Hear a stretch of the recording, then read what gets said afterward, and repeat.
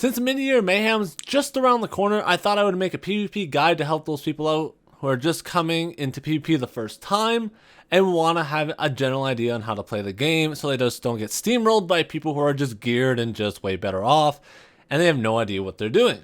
An important thing to note when you're coming from PvE to PvP is your mentality, since in PvE you generally will have the classic trinity, the healer, the DPS, and the tank.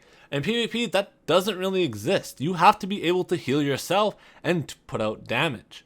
Unless you're running in a ball group or something of that sort, you generally have to do all these things on your own. You have to be able to heal yourself consistently, be able to withstand burst, and you have to be able to sustain yourself all at the same time. Another important thing to note is you should ask yourself, how good are you at reacting to things in game? PvP is generally fast paced, and if you make a big slip up, you will just die to a better player. Rolling too many times will use up too many resources. Blocking for too long will drain your stamina. All these things are very important. So you have to ask yourself, how good are you at doing these things, and then adjust your build accordingly. If you're not too good at this and you're really just starting out, I recommend running a heavy defensive build to start out with, since that gives you more time to train yourself and get better at reacting to the skills and the situations the more and more you fight, since the longer you're alive, the more you'll learn. The first tip I can give you guys is you want to be a vampire for PvP. Like, this is just pretty much a must-have. It's extremely overpowered in PvP. You want to be this no matter what you are. If you're mag, stam, or what, doesn't matter what class you're playing, please be a vampire. The 30% damage reduction you get is insanely overpowered, and it's a must-have. The next thing I want to talk about is your sets. Your sets in this game are extremely important in PvP, and you need to understand what makes a set good and what makes a set bad. So what makes a set good? Generally, you want to be tanky. The damage in ESO right now is extremely high, and the tank you are, the longer you'll last in a fight and the more outplay potential you'll have overall. Higher end players generally like to sacrifice defensive stats for more damage, since they have really good blocking timing, rolling timings, and understand basically every skill in the game to an extensive extent from the animation and sound. So they don't really need this as much. But since you're coming to the game new, I definitely recommend grabbing a defensive set. What are good defensive sets? Good defensive sets such as Pariah are extremely good.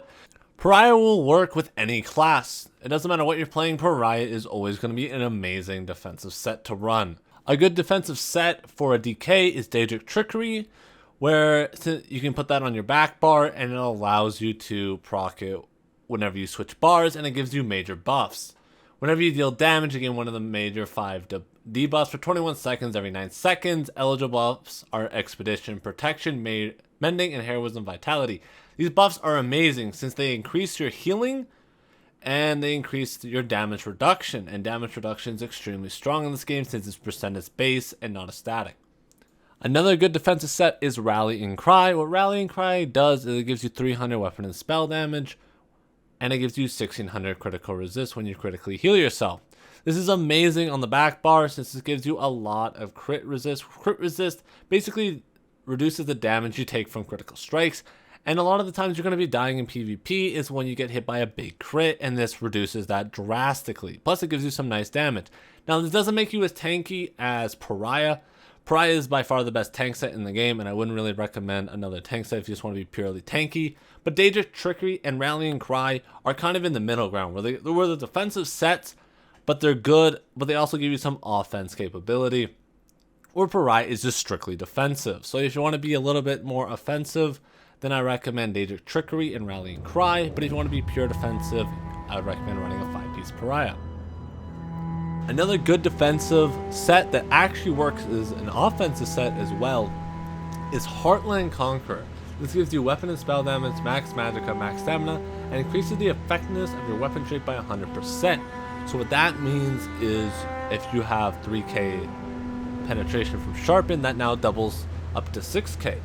And if you have 3k defending on the back bar, now that is also 6k. So basically you're getting 3000 armor on the back bar and 3000 more damage on the front bar. This is a very good set since it's a good balance between offense and defense. The only downside of this set is that you have to run 5 pieces on the body, so both bars are affected by it.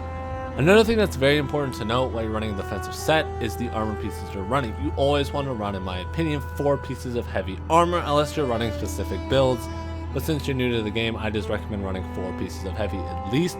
You want to be running it on the helmet, shoulders, legs, and chest. These will give you the most overall armor value from it, and this is where you want your heavy pieces to be. Since Rallying Cry comes in light, I recommend putting this on all the places where you don't have to slot light, since light armor is not very good in PvP and you want to generally avoid wearing it. So the only place I recommend putting the light piece is on the belt, since the belt armor doesn't really matter, since no matter what you're wearing there, the armor value is relatively low. So you want to aim to put it on the rings and then your backhand bar. So that, for example, that would be your sword and shield or restoration staff, since this doesn't take up any armor slots, and like I said earlier, you want to avoid using light as much as physically possible. After defensive stats, I'm going to talk about the one sustain set that I think is really strong, and that's Wretched Vitality. This set is amazing. It gives you a ton of sustain overall, since all you have to do is proc a major and a minor debuff. You can't use this on every class, since not every class can proc a major and a minor debuff, unless you're running the Psijic Auric ability, Race Against Time. If you're running this, you proc both major and minor, which allows you to proc this set immediately. So if you're wanting to run this set, I recommend slotting Race Against Time as an ability, since this will proc it every time no matter what. Another ability that procs this every time it's not class related is Pierce. As you can see here on this Nightblade, while I'm running Pierce armor. That is actually to proc Wretched Vitality on this build, since it gives me major and minor breach. So those are just a few ways to proc Wretched Vitality. It's very important that you know how to do this, because otherwise the set is useless. Alright, now let's go into the good stuff. The offensive sets. There's actually quite a few good offensive sets in the game right now. I'm going to go off with the El Clásico Clever Alchemist. This set has been in the game forever, and it's just really good. It gives you a solid 670 weapon and spell damage for 20 seconds every time you pop a potion. This thing is amazing, since once again it can be run on the back bar and front bar, and it gives you some pretty good overall stats, such as max health. It's relatively strong. Another good set, in my opinion, is Students. Students gives you 5,000 penetration whenever you damage an off balance enemy. Abilities that proc off balance are Surprise Attack, Dizzy Swing, Toppling Charge. These abilities all proc off balancing. There's more that I haven't mentioned, but those are just the most common ones. So you have to make sure, if you're wanting to run a set like Stunes, you have to know if you have an ability that procs off balancing, because if you don't have an ability that procs off balancing, then this is relatively useless, and you'll never be getting the actual proc. Another really good offensive set is Plague Break. It gives you an amazing 2-3-4 piece, just like Stunes does, and the 5 piece gives you a nice fatty dot. What this dot does is it does 10,000 damage over 10 seconds. This is really strong. This allows you to put on a lot of pressure for virtually doing nothing. All you have to do is do direct damage, which is an auto attack, a dot ability, or Dizzy Swing. Anything like that is a direct damaging ability, and it will proc Plague Break. And Plague Break just sits on them until they die, and for 10 seconds, or until they die. And if they die or try and cleanse it, you get that nice little explosion, which deals more damage to people around them. So this is very good at killing a group of people. If you can get a kill off and it explodes and whatnot, and it can cause a chain reaction. This is a really good set to definitely run on a DK, since Fury Breath can proc this upon multiple targets. Mechanical Cutie is the next set I want to talk about. This gives you a pretty good 2, 3, and 4 piece. And then the 5 piece here is whenever you deal non-critical damage, you gain a stack of Mechanical Cutie for 4 seconds, getting 20% crit strike chance per stack for 1 second, and cycling up to 5 times. Upon reaching max stacks, this effect ends, and the effect can occur once every 20-25 seconds. This is very strong on a class like a Templar. It can be used on a DK, but Plague Break is just better, and there's another set for a mag DK that I'll go into later. But Mechanical Cutie, in my opinion, is very good on Templars, and I definitely recommend running this on a Templar. It can also be decent on a Nightblade, but Alchemist, in my opinion, is just a little bit better on a Nightblade, since Nightblades are more centered around burst. I think Alchemist is better for the offensive set for a Nightblade, and Students as well. But Mechanical Cutie definitely is a solid Templar set if you are a Templar player. Now, let's go into Burning Spellweave. This thing is a Magicka DK staple. This thing is run on pretty much every Magicka DK that you'll probably see that's good at the game. This set is amazing on them. When you deal damage with flame damaging ability, you gain the Burning status effect, increasing your weapon and spell damage by 500 for 8 seconds. This has a 12-second cooldown. This is an amazing offensive stat for a Mag DK, since they have basically all flame abilities, so this is very good at stacking damage, and this has a relatively high uptime. If you're a Mag DK and you're looking for an offensive set, this is one that I definitely recommend running. And if you're a Stam DK, I recommend running Play Break once again. Alright, now that we got offensive, defensive, and sustain sets out of the way, I want to talk about Mythics next. Mythic, I would run for every build in the game, is Markin Ring. This ring is amazing. It gives you weapon and spell damage and armor whenever you're wearing at least 3 or more pieces of a set. So generally for every build, you're going to be getting 200 weapon and spell damage, and then 2300 armor. This thing is amazing, and I run this on majority of my builds. This thing is really strong, and I recommend running this on pretty much any setup that you can run. There definitely is other mythics that I'm going to go into, but this is definitely the strongest staple, where I would just run this if you don't know what other mythics to run. The next ring I recommend running is Malakath Ban of Brutality. This increases your damage done by 16%, but decreases your critical damage done by 50%. So if you're running a Templar with Acuity, don't run this. You're just basically gimping yourself.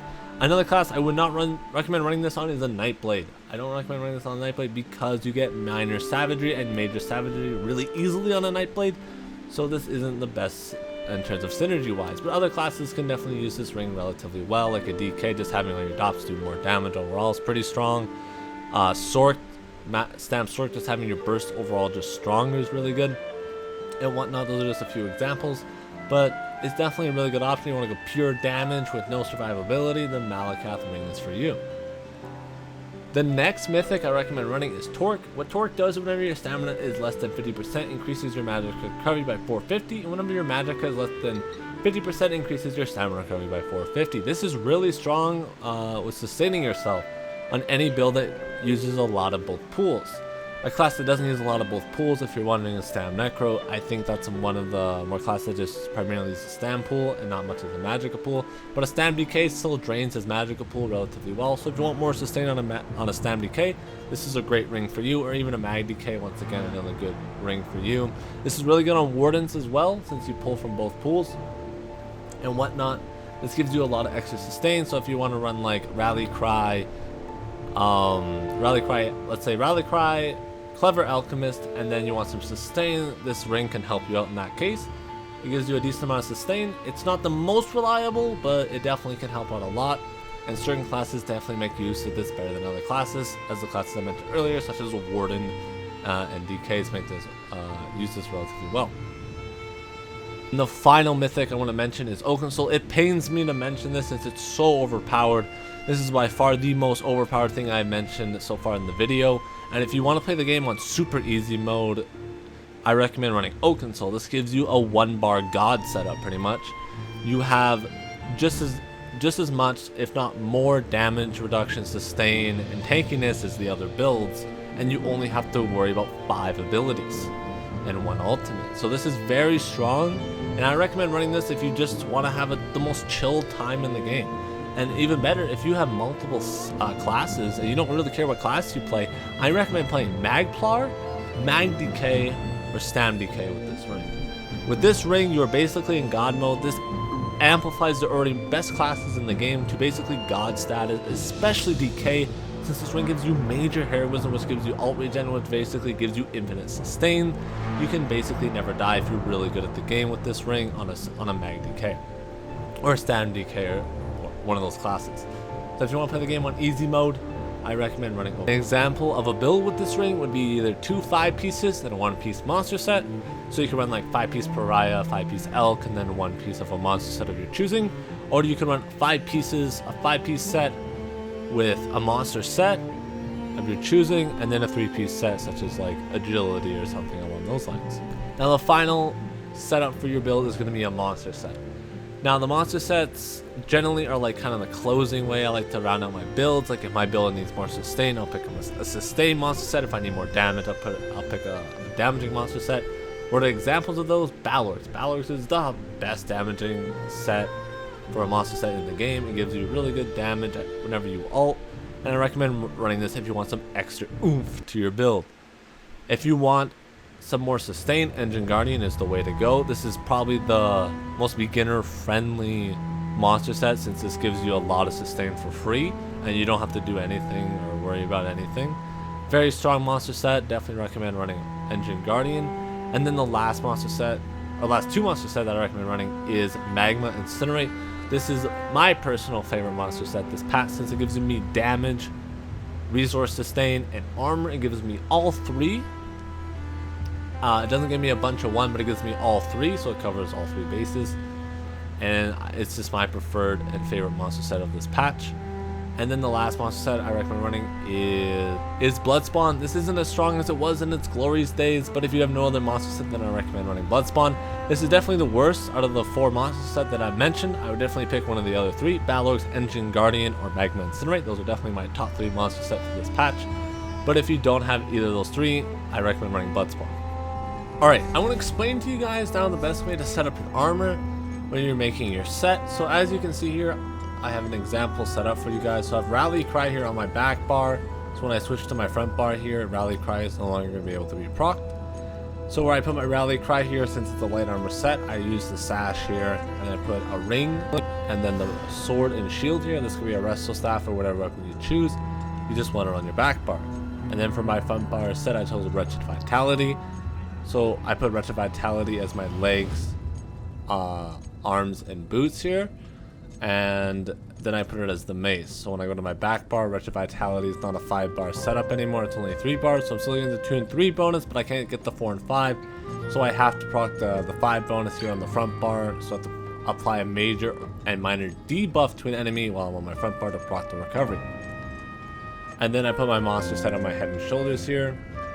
And then I put my ring, my mythic on my ring here. So now I'm going to go over the way you want to put up your armor. So I chose to go 4 heavy. I think this is overall the best way to set up your gear. It gives you the most overall stat bonuses. You put that on your helmet, shoulders, chest, and legs. I chose to put reinforce on all of them. Reinforce is definitely the best option when you're wearing heavy. This gives you the most overall stats, in my opinion.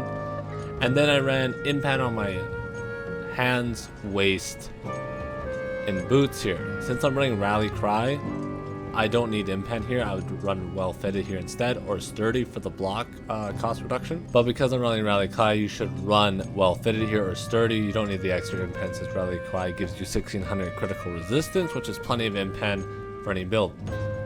So you could put other back sets here, like if you wanted to run Alchemist, it could go here, or other sets such as that. Daedric Trickery can go on your back bar. Any set that can be procced on your back bar would go something like this, where you put on the jewelry, and then like your waist, and then your back bar weapon. For your mythic goes wherever you need your mythic to be. But generally the formula is you want it to be 4 heavy, 3 medium, and if you want to, you can put a light waist. In terms of traits, you want to run, in terms of a glyph, you want to run prismatic glyphs on everything, ideally. This gives you the most overall stat pool. As you can see here, I'm running all prismatic glyphs. If you don't have the money for that, you put the prismatic glyphs on your chest, helmet, and legs, and then you run the max stam of the stat of your choosing on your smaller pieces here, since as you can see here, the number is much smaller on my shoulder than on my helmet. And if you don't have the money, you should put your max stam glyph on your shoulders, arms, waist, and boots. For jewelry, you want to run all infused if you can. If jewelry is blue or green or white, you don't want to run infused. At that point, it's not worth it, and you want to run the arcane or robust trait instead. Alright, now let's go over your attributes. For every build in the entire game, you want to have at least 30,000 max health. If you're running a Magicka build, I recommend at least 14 to 16,000 max stamina, and then the rest can go into your max Magicka. If your stamina, once again, I recommend running a 14 to 16,000 max Magicka, and then the rest into stamina, while having at least 30k max health. And the reason you run these stats is because the max health prevents you from getting one-shot by multiple people, and it gives your vampire more overall usage, since when you have 15,000 max health left, you're getting 15% damage reduction, and that is just super broken. And the reason why you want the max stamina on a magic build is so you can break free, roll, and block more freely. And the reason why you want 15,000 max magicka on a stamina build is so you can use your max magicka more freely. The only class I would recommend against it is a stamina necro, and that's because you don't need that much max magicka on that class since you don't use it as much. But all the other classes you pull from your magic pool and stamina pool relatively high when it's not your main stat. Alright, now I'm going to go into champion points. So for your champion points, for the blue tree, I recommend running Master at Arms, Deadly Aim for your damaging ones. This applies to majority of damage in the game. And then for your 2 defensive one, Ironclad, this reduces the damage taken by 3% by direct damage. This is what you're mainly going to be getting hit by in PvP. And then Enduring Resolve reduces damage taken by over time effects by 3% per stage. Since most classes don't have a good purge besides Magplar and Stamplar, this is a really good champion point to use, since most of the time damage over time effects will stack on you when you're getting hit by multiple people, and it will drain your resources trying to out-heal it. This helps reduce that by quite a bit. Another really good one is for a damaging one is this one, Exploiter here. This increases your damage by 10% against enemies that are off balance. This is very strong when using a class such as a Nightblade, where surprise attack sets people off balance, or Dizzy Swing on a 2-hand build where that also sets people off balance. If one of your damaging skills sets people off balance, Exploiter is real. I prefer, when I run my builds, I like to run Master Arms, Deadly Aim, and then get rid of Enduring Resolve here and actually put Exploiter for maximum damage. But if your damage comes from AoE, then Biting Aura is really good as well, since this does damage to AoE effects. And if your damage comes from dots or damage over time effects, this is Thaumaturge is the one you want to choose. For the red tree, it's a lot more simple. The best 4 in the game, in my opinion, are just Sustained by Suffering. When you have an innovative effect on you, you gain 150 mag, stam, and health recovery. This is pretty much always going to be on, since when you're in PvP, almost 100% of the time you're going to have a negative effect on you, whether that be a dot, debuff, whatever it is. Sustained by Suffering will be procced.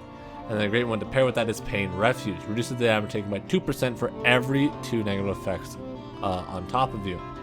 This is very strong, since most of the time you have multiple dots on you, and this really allows you to get some high damage reduction. When you're stacking that on top of Vampire and whatnot, you actually get some pretty high percentage base damage reduction. The next passive, and the best CP passive in my opinion in the entire game, is Survival Instincts. Whenever there's a set effective on you, your core combat skills cost 25% less. This is amazing. This gives you so much sustain in CP that it's insane. And this really is why, in my opinion, you don't have to run any sustain whatsoever when you're playing in CP, because this passive here reduces your sustain. I mean, it gives you so much sustain drastically. Must have, no matter what you're running, run this. If you don't have a lot of champion points when playing CP, get this one over every other one. This is by far the best CP you can run. This gives you so much sustain, and you cannot play CP without this.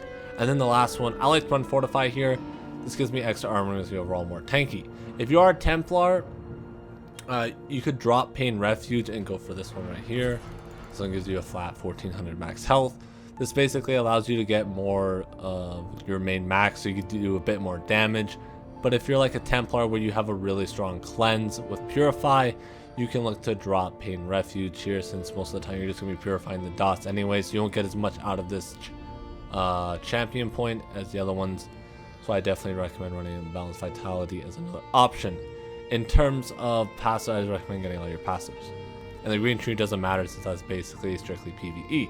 Now I want to talk about the best food you should be eating on the battlefield. It's going to be Jewels and Mistral. This increases stamina and magic recovery by 357 and increases your max health by 4,000 for 2 hours.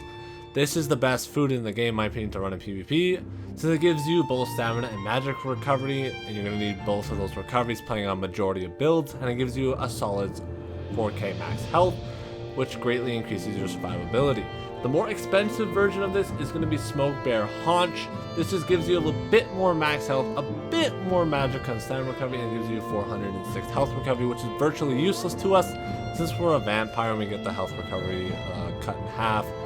because we're a vampire, and then it's cut in half again because of PvP. So this virtually is useless as the health recovery. It's just slightly better in terms of stats, but it's way more expensive. This is only for the big ballers out there that really want to go big or go home, but I don't recommend running this at all, since Jewels of Mistral is just as good and way cheaper to run. And if you don't want to run that, you want to run pure damage, Takeaway Broth is what I recommend running for stamina users. This gives you max health, max stamina, and then stamina recovery and health recovery. So this gives you no magic recovery, which is definitely bad in my opinion, and I don't really recommend running this unless you're like a stamina necromancer. It's really the only class I recommend running this over Jewels of Mistral, and that's just because they don't rely on the magicka as much as other classes, and the health recovery once again is useless on this, but this is just if you want the most overall damage coming from your food. And Clockwork is the magicka variant of Takeaway Broth. This gives you max health, max magicka, and then increases your max magicka recovery and health recovery once again. This is good if you want the most damage you can get on a magicka class, but it just is not as good as Jewels of Mistral, since it gives you more sustain, and once again you're pulling from both pools in PvP. I definitely just recommend getting Jewels of Mistral. This is just if you just want other options. Now let's talk about potions. For potions, I recommend running tripods for majority of classes.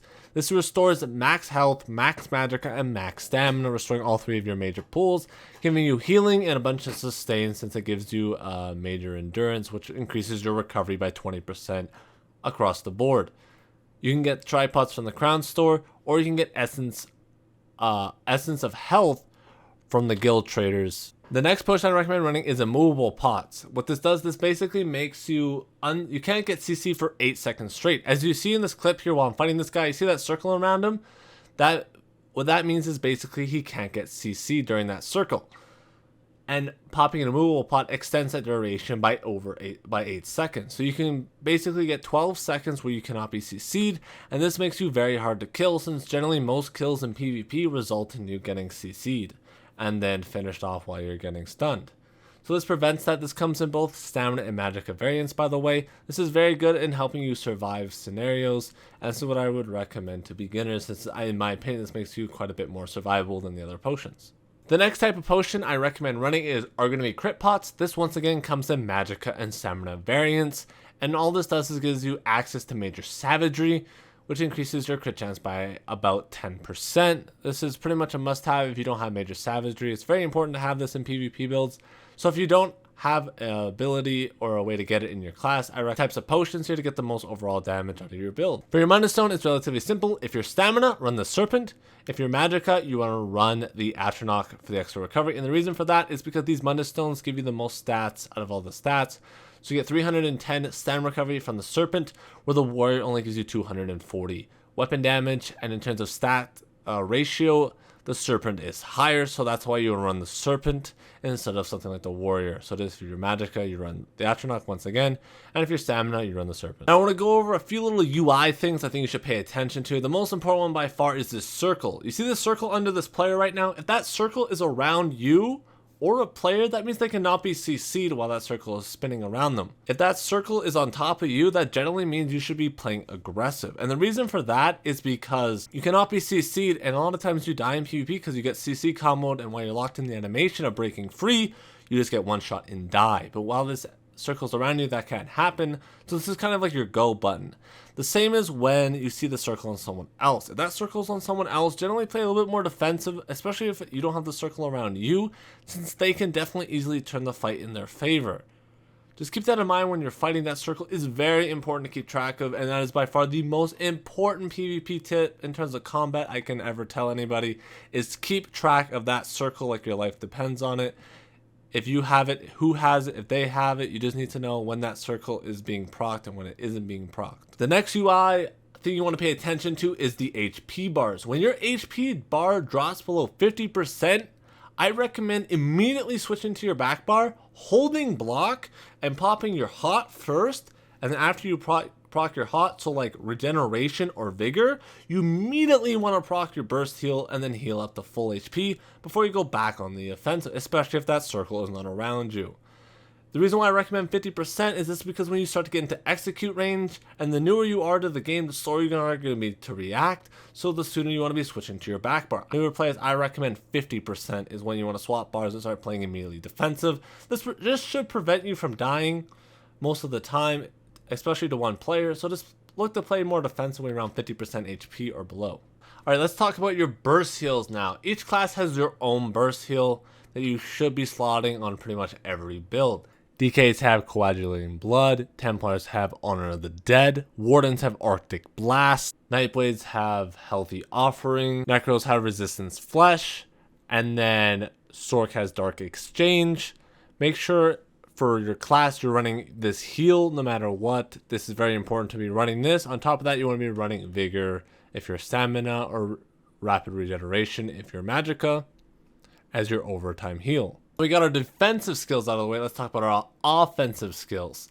Our offensive skills, most classes have their own spammable, such as DK's Whip, Templar's Jab, Nightblade's Surprise Attack, and so on. If your class doesn't have a good spammable, such as Warden and Necro, I recommend running Two-Hand or Dual and running Whirlwind or Dizzy Swing as your spammable ability. When you're running Dual or Two-Hand, make sure you're running the Mace, since this will give you the most overall damage. And yes, Magicka should also be running Dual, since Dual is the best way to get damage because of the passive. Destruction Staff is a thing of the past. It is no longer meta anymore since the hybrid changes, and if you are Magicka, I highly recommend running Dual for the most damage and getting those juicy passive that you get. In terms of what weapon you want to be using, in terms of sword, dagger, axe, or whatever, it's always going to be Mace, since Mace gives you flat penetration, and flat penetration is the best way to get damage in this game.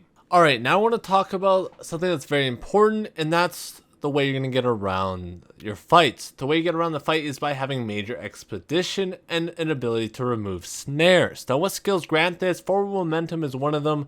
Shuffle from the medium, but since you have to run 5 medium, that's not really an option.